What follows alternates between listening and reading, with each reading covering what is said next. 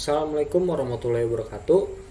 Perkenalkan, nama saya Alvin Giovanni, mahasiswa Politeknik Negeri Jakarta dengan nomor induk mahasiswa 1417020051, Prodi D3 Keuangan dan Perbankan, kelas 6A, jurusan akuntansi 2020. Pertama-tama, saya panjatkan puji dan syukur atas kehadirat Allah Subhanahu wa taala yang telah memberikan saya kesempatan untuk menyelesaikan tugas akhir ini. Serta saya ucapkan rasa terima kasih kepada kedua dosen pembimbing saya, yaitu Ibu Ida Syafrida, SEMSI, selaku dosen pembimbing 1 saya, dan Ibu Yeni Nuraini, SEMM, selaku dosen pembimbing 2 saya. Saya akan menjelaskan hasil dari tugas akhir saya yang berjudul Rasio Profitabilitas sebagai dasar penilaian kinerja keuangan pada PT Unilever Indonesia Tbk periode 2016 sampai 2019. Video ini dibuat sebagai salah satu syarat ujian sidang tugas akhir. Selanjutnya saya akan menjelaskan latar belakang penulisan atau faktor-faktor yang melatar belakangi penulisan tugas akhir saya. Yang pertama yaitu kinerja keuangan suatu perusahaan. Kinerja keuangan suatu perusahaan sangat berguna untuk prospek masa depan dan potensi pertumbuhan yang baik bagi perusahaan. Informasi kinerja keuangan diperlukan agar dapat mengetahui perubahan potensial sumber daya ekonomi yang mungkin dikendalikan di masa depan dan untuk memprediksi kapasitas produksi yang dari sumber yang ada. Dengan pengukuran kinerja keuangan dapat dilihat prospek pertumbuhan dan perkembangan suatu perusahaan. Yang kedua yaitu alat analisis keuangan. Alat analisis keuangan atau analisis rasio profitabilitas adalah alat yang digunakan perusahaan untuk mengetahui keefektifan kinerja keuangan perusahaan dalam satu periode. Yang ketiga yaitu pentingnya rasio profitabilitas untuk perusahaan. Rasio profitabilitas dapat mengetahui kemampuan perusahaan untuk mendapatkan laba dari pendapatan terkait penjualan, aset, ekuitas berdasarkan dasar pengukuran tertentu. Rasio ini bertujuan untuk mengetahui kemampuan perusahaan dalam menghasilkan laba selama periode tertentu. Rasio ini juga bertujuan untuk mengukur tingkat efektivitas manajemen dalam menjalankan operasional perusahaan. Yang keempat, PT Unilever Indonesia Tbk sebagai objek penulisan. Saya memilih PT Unilever Indonesia Tbk sebagai salah satu objek penulisan saya karena saya tertarik untuk mengetahui seberapa efektifkah kinerja keuangan PT Unilever Indonesia Tbk, terutama dalam segi rasio profitabilitas. Adapun tujuan penulisan yang saya kemukakan dalam tugas akhir saya. Yang pertama yaitu mengetahui rasio profitabilitas PT Unilever Indonesia Tbk periode 2016 sampai 2019 berdasarkan net profit margin. Yang kedua yaitu mengetahui rasio profitabilitas PT Unilever Indonesia Tbk periode 2016 sampai 2019 berdasarkan return on asset. Yang ketiga, mengetahui rasio profitabilitas PT Unilever Indonesia Tbk periode 2016 sampai 2019 berdasarkan return on equity. Yang keempat yaitu mengetahui penyebab penurunan laba PT Unilever Indonesia Tbk. Selanjutnya, teori yang saya kemukakan dalam hasil tugas akhir saya. Yang pertama yaitu laporan keuangan. Laporan keuangan adalah catatan informasi keuangan suatu perusahaan pada suatu periode akuntansi yang dapat digunakan untuk menggambarkan kinerja perusahaan tersebut. Adapun tujuan dari laporan keuangan yaitu menyediakan informasi yang menyangkut posisi keuangan, kinerja, serta perubahan posisi keuangan suatu perusahaan yang bermanfaat bagi sejumlah besar pemakai dalam pengambilan keputusan. Dan adapun jenis atau isi dari laporan keuangan tersebut, yang pertama yaitu balance sheet atau neraca. Balance sheet atau neraca yaitu laporan yang menunjukkan posisi keuangan perusahaan pada tanggal tertentu. Yang kedua yaitu income statement atau laporan laba rugi. Laporan laba rugi adalah laporan keuangan yang menggambarkan hasil usaha perusahaan dalam satu periode tertentu. Yang ketiga yaitu laporan perubahan modal. Laporan perubahan modal merupakan laporan yang berisi jumlah dan jenis modal yang dimiliki pada saat ini. Yang keempat yaitu laporan arus kas. Laporan arus kas merupakan laporan yang menunjukkan arus kas masuk dan kas keluar perusahaan. Yang kelima yaitu laporan catatan atas laporan keuangan. Laporan catatan atas laporan keuangan merupakan laporan yang dibuat berkaitan dengan laporan keuangan yang disajikan. Yang kedua yaitu rasio profitabilitas. Rasio profitabilitas atau profitability ratio adalah rasio atau perbandingan untuk mengetahui kemampuan perusahaan untuk mendapatkan laba atau profit dari pendapatan atau earning terkait penjualan, aset, dan ekuitas berdasarkan dasar pengukuran tertentu. Adapun manfaat dari rasio profitabilitas ini, yang pertama yaitu mengetahui seberapa besar tingkat keuntungan yang didapatkan oleh perusahaan dalam periode tertentu. Yang kedua yaitu bisa mengevaluasi dan membandingkan posisi keuntungan perusahaan pada periode sebelumnya dengan periode sekarang. Yang ketiga yaitu mengetahui perkembangan dari keuntungan perusahaan dari waktu ke waktu. Yang terakhir yaitu mengetahui seberapa besar keuntungan bersih setelah pajak dengan modal sendiri. Selanjutnya, kinerja keuangan. Kinerja keuangan adalah prospek atau masa depan, pertumbuhan, dan potensi perkembangan yang baik bagi perusahaan. Adapun manfaat dari kinerja keuangan yaitu yang pertama, digunakan sebagai dasar penentuan strategi perusahaan untuk masa mendatang. Yang kedua yaitu mengukur prestasi yang dicapai oleh perusahaan dalam suatu periode tertentu yang mencerminkan tingkat keberhasilan dari melaksanakan kegiatannya. Selanjutnya saya akan menjelaskan profil singkat dari PT Unilever Indonesia Tbk ini. Unilever Indonesia pertama kali didirikan pada 5 Desember 1933 dengan nama Levers Zeep Fabrieken NV yang bertempat di daerah Angke, Jakarta Utara, berdasarkan Akta Nomor 23 dari Mr. A.H. van Ophuijsen, notaris di Batavia. Pada 22 Juli 1980, perusahaan berganti nama menjadi PT Unilever Indonesia dengan Akta Nomor 171 dari notaris Nyonya Kartini Muljadi SH. Perubahan nama pun kembali terjadi pada 30 Juni 1997 menjadi PT Unilever Indonesia Tbk dengan Akta Nomor 92 Notaris Publik Bapak Mudofir Hadi SH. Kantor pusat PT Unilever Indonesia Tbk bertempat di Geraha Unilever, Jalan BSD Boulevard Barat, Green Office Park Kavling 3, BSD City, Tangerang dengan kode pos 15345. Selanjutnya ada pun misi yang dikemukakan oleh PT Unilever Indonesia Tbk yaitu yang pertama, bekerja untuk menciptakan masa depan yang lebih baik setiap hari. Yang kedua, membantu konsumen merasa nyaman, berpenampilan baik, dan lebih menikmati hidup melalui brand dan layanan yang baik bagi mereka dan orang lain.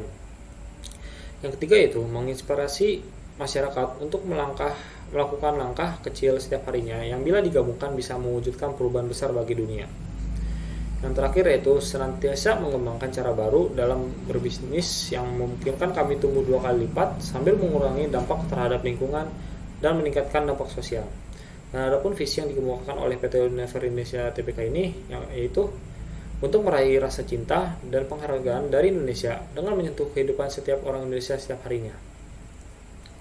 Selanjutnya, saya menjelaskan tabel dari standar industri rasio profitabilitas ini. Yang pertama yaitu ada net profit margin, di mana angka melebihi 20% itu sangat baik, 20% baik, 15% cukup, 10% kurang, dan kurang dari 10% sangat kurang. Untuk melampaui standar industri rasio profitabilitas harus memerlukan angka melebihi 20% atau sangat baik. Selanjutnya return on asset. Untuk angka melebihi 30% itu sangat baik, 30% baik, 25% cukup, 20% kurang, dan kurang dari 20% sangat kurang. Untuk melampaui standar industri rasio profitabilitas memerlukan angka melebihi angka 30% atau sangat baik. Yang ketiga yaitu return on equity. Untuk angka yang melebihi 40% yaitu sangat baik, 40% baik, 30% cukup, 25% kurang, kurang dari 25% sangat kurang.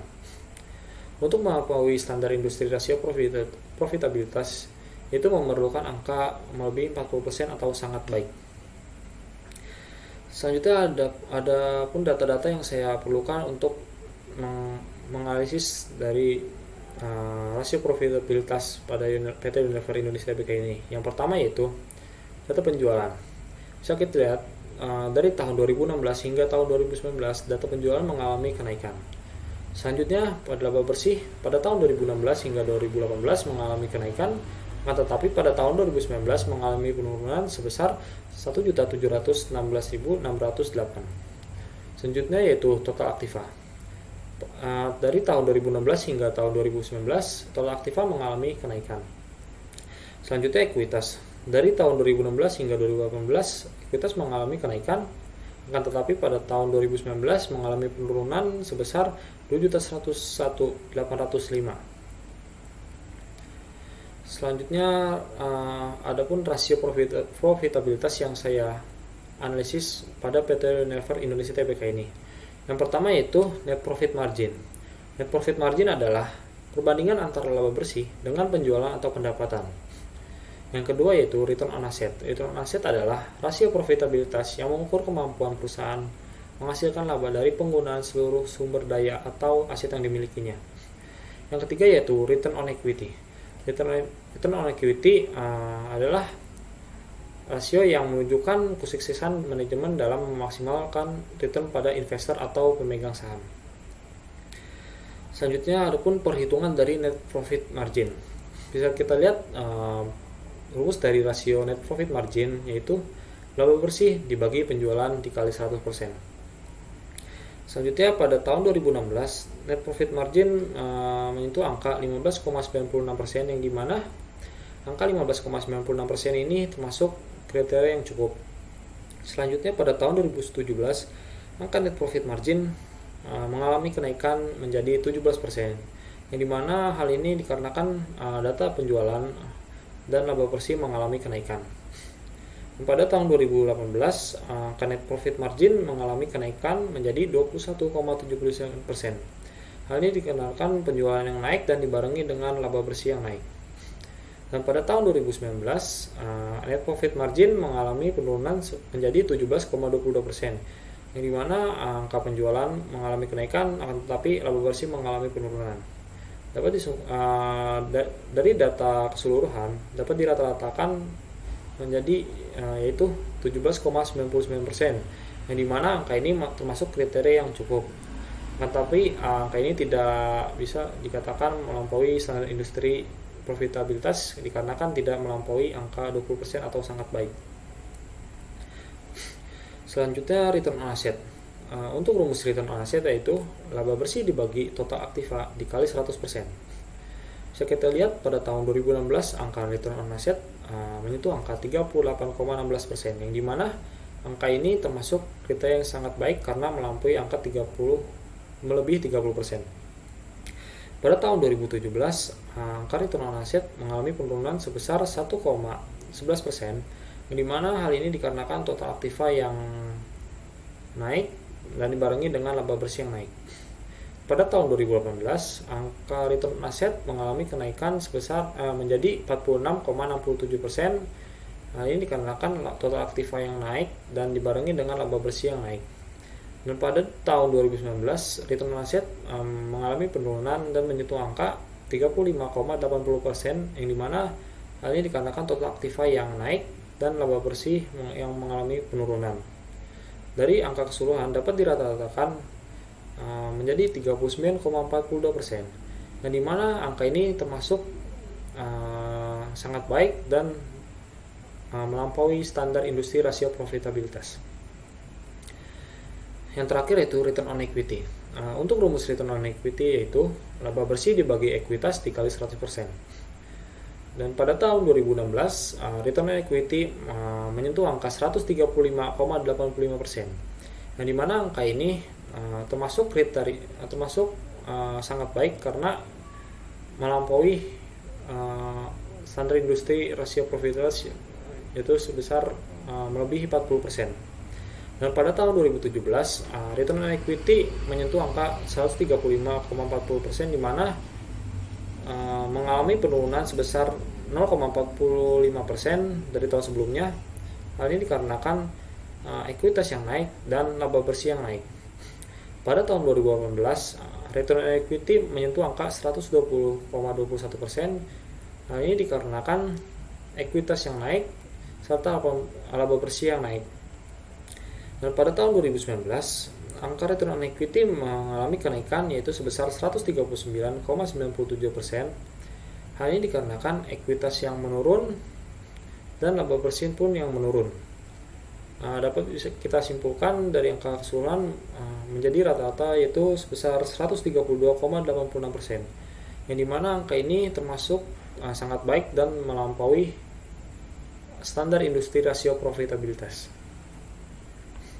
Adapun kesimpulan yang saya kemukakan, yaitu yang pertama adalah kinerja keuangan yang diperoleh PT Unilever Indonesia Tbk periode 2016 sampai 2019 berdasarkan net profit margin dikategorikan cukup.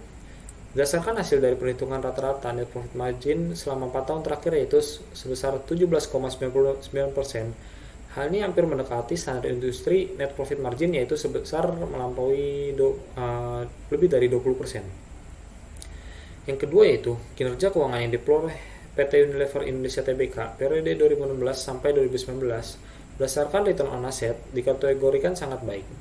Berdasarkan hasil dari perhitungan rata-rata return on asset selama 4 tahun terakhir yaitu 35,8%. Hal ini sudah berada di atas standar industri return on asset yaitu lebih dari 30%. Yang ketiga itu kinerja keuangan yang diperoleh PT Unilever Indonesia Tbk periode 2016 sampai 2019 berdasarkan return on equity dikategorikan sangat baik. Berdasarkan hasil perhitungan rata-rata return on equity selama 4 tahun terakhir yaitu 132,86%. Hal ini sudah berada jauh di atas rata-rata standar industri return on equity yaitu melebihi angka 40%. Yang terakhir yaitu penjualan bersih yang terus mengalami peningkatan selama 4 tahun terakhir, tetapi laba yang dihasilkan pada tahun 2019 mengalami penurunan dikarenakan beban pemasaran dan penjualan yang tinggi dari tahun sebelumnya serta penghasilan lain-lain yang menurun. Adapun saran yang saya kemukakan yaitu pertama adalah perusahaan sebaiknya meningkatkan volume pendapatan dengan skala besar yang akan berdampak pada peningkatan laba perusahaan dan menekan biaya pengeluaran disertai meningkatkan penjualan dapat menaikkan profitabilitas.